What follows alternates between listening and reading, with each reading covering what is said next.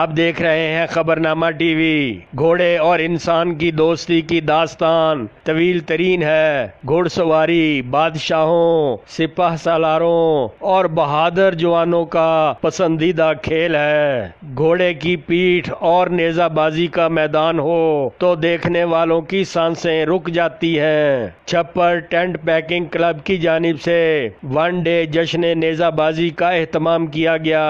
दरबारे आलिया साईं अब्दुल खालिक चिश्ती कलंदरी रहमतुल्लाह अलैह बामुकाम छप्पर शरीफ तहसील व जिला रावलपिंडी में नेजाबाजी का जश्न हुआ, जिसकी सरपरस्ती साईं मोहम्मद इश्तियाक सज्जादा नशीन आस्ताना आलिया छप्पर शरीफ ने की।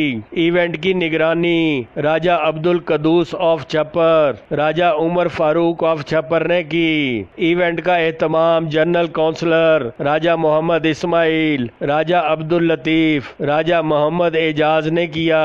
जज साहिबान में राजा मुश्ताक ऑफ नानवीन, चेयरमैन राजा शबीर ऑफ देवी थे। तकरीब के खसूसी मेहमानों में सियासी व समाजी शख्सियात चौधरी खालिद मुनीर, महमूद खान बंगश, मलक सफदर आवान, जमशेद खान, चौधरी मंसूर पखड़ाल थे। मुकाबलों के दौरान मेले का सा समा था। शायकीन की बड़ी तादाद ने नेजाबाजी के मुकाबले देखे और लुत्फ अंदोज हुए।